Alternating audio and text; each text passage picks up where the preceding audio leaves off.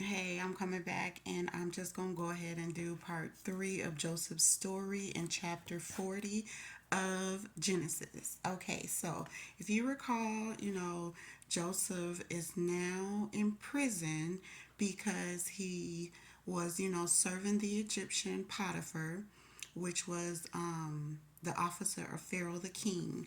And he was living in his house. Everything was good. He was blessed.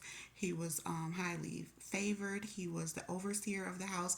He had much rank and much power, much authority because God was with him. But then the man's wife wanted him, and so she made up this lie that he tried to come onto her, and really it was the other way around. And then, of course, the husband, Potiphar, got mad and threw him in prison. Okay, so now we're going to talk about what's going on with him while he's in prison, but not before, part of the part one, no, part two talked about how when he was in prison, God still showed him mercy and gave him favor in sight of the keeper of the prison. So he was still blessed wherever he went. That's the main thing to remember. Okay, so we are at part three, boy, which is chapter 40. Okay, so, and it came to pass after these things that the butler of the king of Egypt and his baker had offended their lord, the king of Egypt. And Pharaoh, the king, was wroth against two of his officers, against the chief of the butlers and against the chief of the bakers. And he put them in ward in the house of the captain of the guard into the prison, the place where Joseph was bound. And the captain of the guard charged Joseph with them, and he served them, and they continued a season in the ward.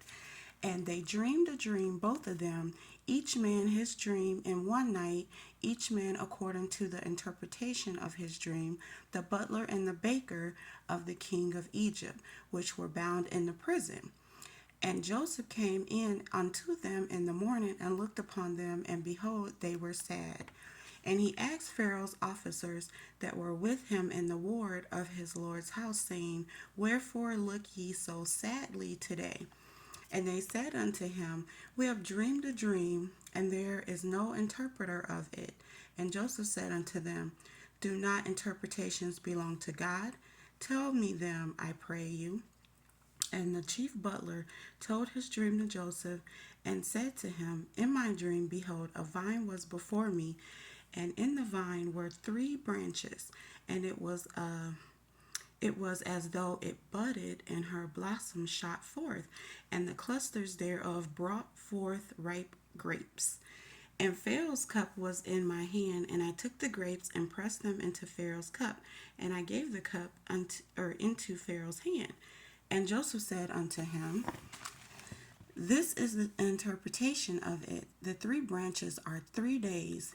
Yet within 3 days shall Pharaoh lift up thine head and restore thee unto thy place. And thou shalt deliver Pharaoh's cup into his hand after the former manner when thou wast his butler. But think on me when it shall be well with thee, and show kindness, I pray thee, unto me, and make mention of me unto Pharaoh, and bring me out of this house.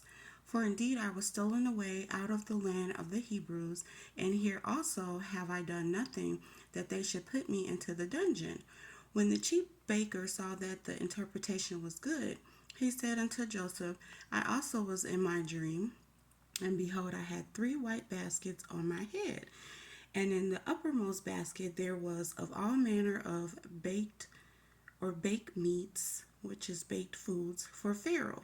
And the birds did eat them out of the basket upon my head. Okay. And Joseph answered and said, This is the interpretation thereof. The three baskets are 3 days, yet within 3 days still or shall Pharaoh lift up thy head from off thee, and shall hang thee on a tree, and the birds shall eat thy flesh from off thee. And it came to pass the third day, which was Pharaoh's birthday, that he made a feast unto all his servants, and he lifted up the head of the chief butler and of the chief baker among his servants. And he restored the chief butler unto his butlership again, and he gave the cup into Pharaoh's hand. But he hanged the chief butler the chief baker. But he hanged the chief baker as Joseph had interpreted to them. Yet did not the chief butler remember Joseph, but forgot him. Okay, so that is part three. So while Joseph was in prison, he interpreted dreams for Pharaoh's two servants, a chief butler and a chief baker. So he was a dream interpreter, a dream analysis. And he got this blessing from God to interpret dreams. And so he did it for them and they came true. And so what he wanted was to get out of there. He wanted them to tell the king, like, hey, I know how to interpret dreams. God gave me this gift. I can do it for you. Get me out of here. I've done nothing wrong. Make sure you tell the king that. But of course, do for God. So he still has to be in prison. But at least God is still with him and has mercy on him. But yeah, so he's a dream interpreter.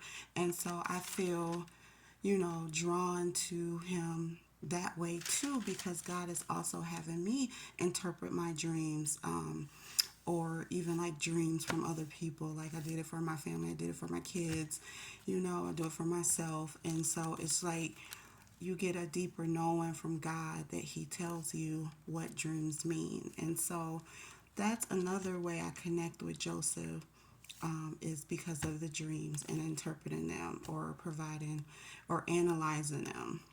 So yeah, that is what was it, part three of Joseph's story. And so I guess I can keep going. I ain't got nothing else to do tonight, so I'll come back with part four.